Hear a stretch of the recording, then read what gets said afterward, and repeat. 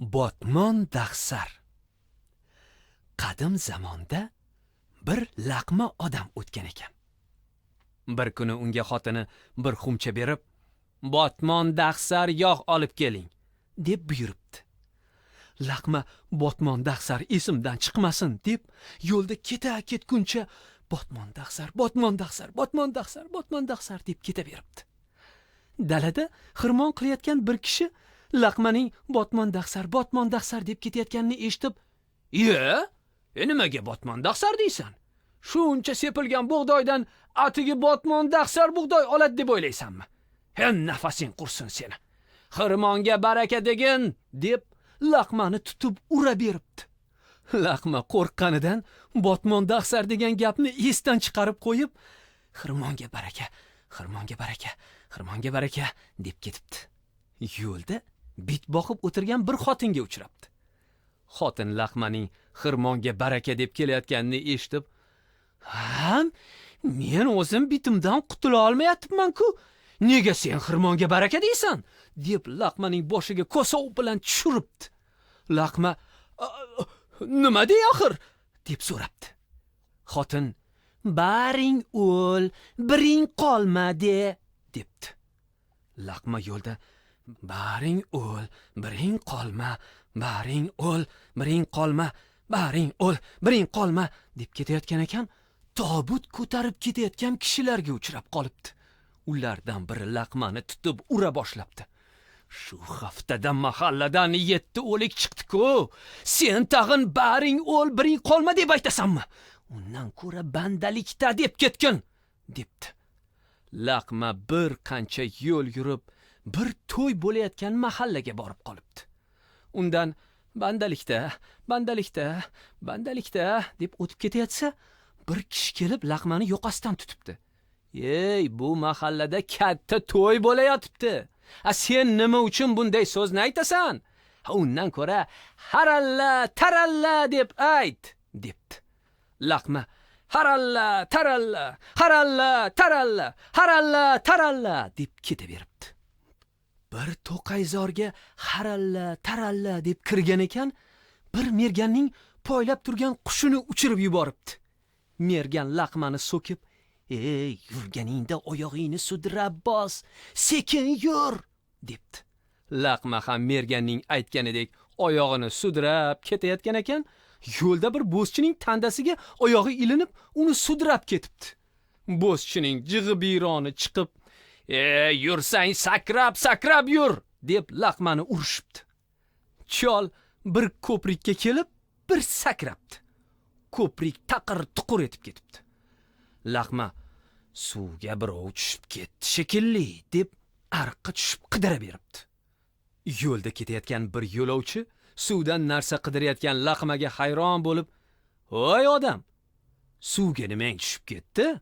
deb so'rabdi. Laqma, "Juda qimmatbaholi narsam tushib ketdi. Qidirishvor" debdi. Yo'lovchi ham qidirib hech narsa topa olmay suvdan chiqibdi. Yo'lovchi oyog'iga qarab, "Voy bo'y, oyog'imga botmon dahsar loy ilashib chiqibdi-ku" deb kulibdi. Laqma suvdan sakrab chiqibdi. Jinniga o'xshab, "Botmon dahsar, botmon dahsar, botmon dahsar, botmon dahsar" deb ketaveribdi. Yo'lovchi laqmaning orqasidan hayron bo'lib qarab qolibdi.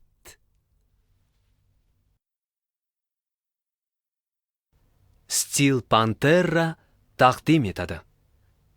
O'zbek tilida Tohir va Zuhra, o'zbek xalq ertaklari.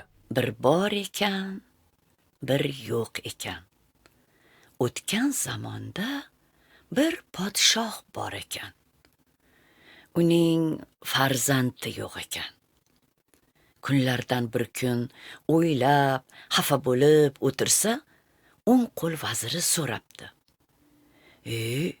Podshohi olam, nega xafasiz? Davlatingiz bor. Hamma fuqaro sizning ixtiyoringizda bo'lgandan keyin buncha xafagarchilikni nima keragi bor? Sharq ertaklari. Kunlardan bir kun bir sichqon sichqoncha tug'ilibdi. Bu sichqonning boshqalardan farqi shunda ekanki, uning bo'ynida oq qashqasi bor ekan. G'afur G'ulom, shum bola.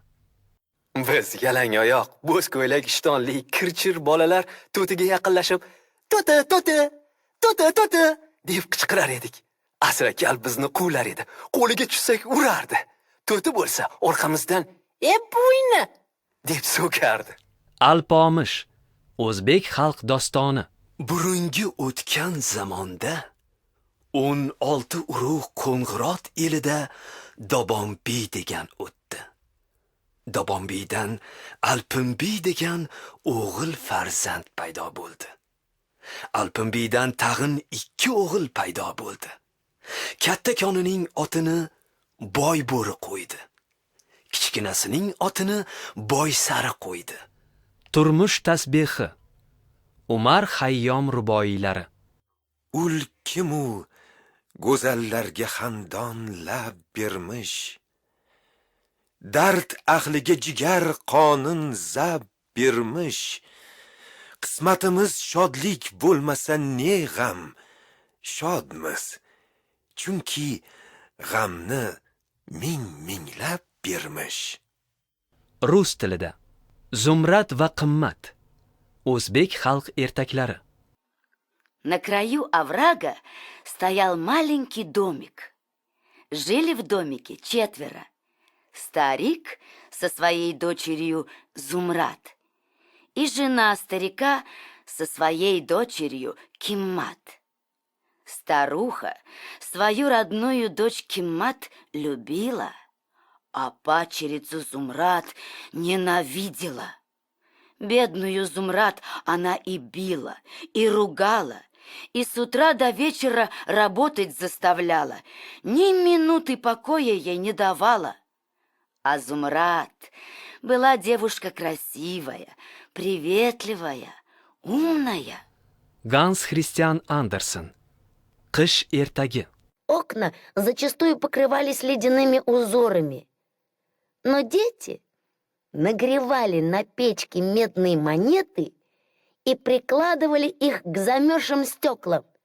Сейчас же оттаивало чудесное кругленькое отверстие, а в него выглядывал веселый ласковый глазок. И это смотрели каждый из своего окна, мальчик и девочка, Кай и Герда. Корней Чуковский. Пашша ой пашша. Муха, муха-цокотуха, позолоченное брюхо, муха по полю пошла, муха денежку нашла. Пошла муха на базар и купила самовар. Sergey Borodin. Dmitriy Donskoy. Tarixiy roman. Гриша вышел со двора и вдалеке перешел улицу. Широко расставив руки, на тяжелых неповоротливых ногах не спеша, пошел он по мосткам к татарину. А Мурзе нравилось на город глядеть, нравилось от прохожих почет иметь. Завидев Гришу, Бурхан слегка скосил на него глаз и отвернулся. Не Мурзе же сворачивать, уступать дорогу. Audio kitoblar haqida ma'lumotlarni www.audiobook.uz saytimizdan olishingiz mumkin. Steel Pantera hamisha siz bilan.